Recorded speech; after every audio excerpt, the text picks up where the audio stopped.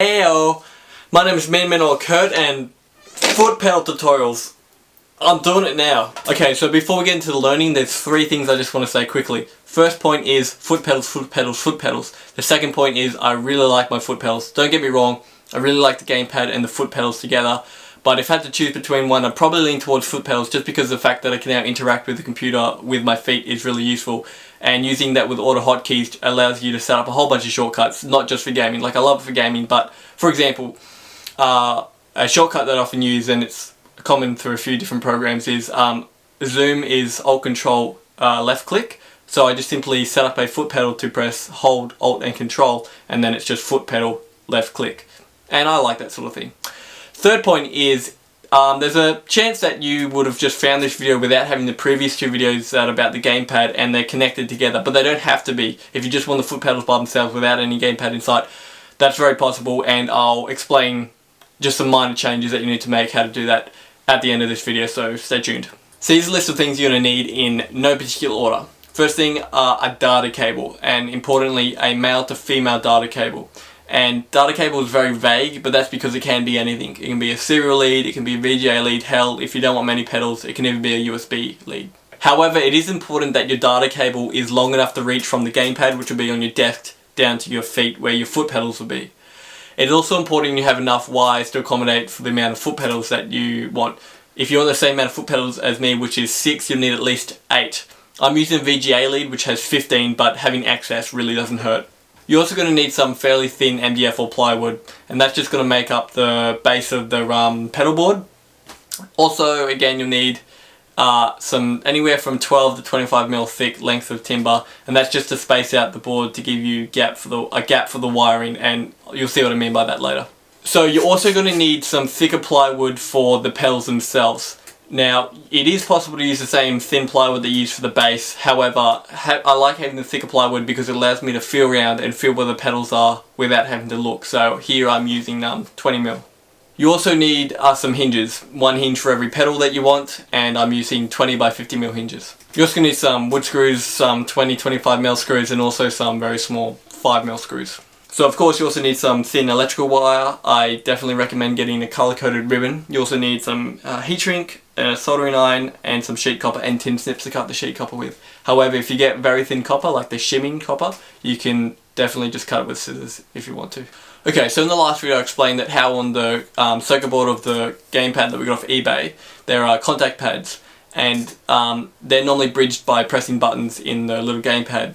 But what we can do is we can solder 2 wires to each side of those contact pads, and then we can wire those wires down to our foot pedals, and by pushing the foot pedals it'll connect the wires and do the same as what it would be normally pressing the button on the gamepad. So that in concept is how the pedal's going to work. So this is where the data cable comes in. So instead of running 2 wires down from the gamepad to the foot pedals for each pedal that we want, we can just take that data cable, snip it in half, and solder the wires from the data cable to the contact pads on our gamepad. And then because it's male to female, we can just plug it into itself, and then on the other end of it we'll have all the wires ready, and it will just be carried down in one neat package.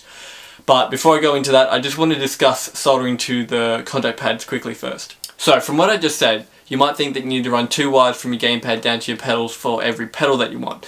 But if we take a closer look at the circuit board, you'll notice that these 4 contact pads here all have one common conductive path, which means we only need to run 5 wires down to get 4 buttons.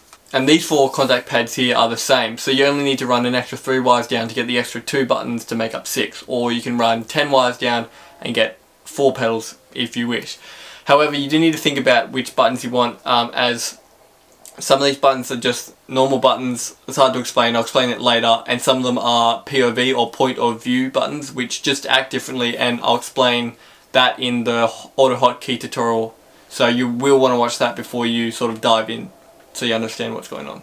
Okay, so we now trust that you got the concept of what's going on, so I'm just going to explain how I actually went about making the thing. So you're going to cut your data cable in half, not in half, you're going to cut it closer to one end. Doesn't matter which though. You're going to remove the outer plastic shell to expose the individual wires. You can use side cutters for that. Then you're going to strip the individual wires, although only strip the amount of wires that you actually need. There's no point in stripping extra. Now the wires should be color coded, so strip the same colors on both ends. If you haven't stripped wires before or you don't know how, Google can teach you, although I definitely advise practicing on some scrap first before you sort of mess up your data cable. Okay, so the short end is going to be attached to the gamepad. So solder the wires from that end of the data cable to the contact pads like I explained earlier. Now my data cable was only just long enough to reach from my desk where my gamepad was going to be down to my feet. So just in order not to waste any of my data cable, I soldered the data cable to more ribbon and then soldered the ribbon to the contact pads. And if you're in the same boat, it's a good idea to do the same. Now before you solder the wires to the other wires, you're going to want to slip heat shrink over one of the ends before you solder them so that you can insulate them to stop them from shorting on each other. If you don't know how to solder, again, Google can teach you. Once you do solder the wires to the circuit board, I highly recommend reinforcing them with hot glue. It's non-conductive, it'll stop them from breaking, and if you do need to redo something, it's pretty easy to remove. Now I wanted my foot pedals to sort of just plug into the gamepad, so the way I did this is I just cut a rectangle out the back of the gamepad but made it slightly smaller than the actual plug so that when I screwed the screws down it actually clamps it in place. So at this point you should test your gamepad and all your solder points.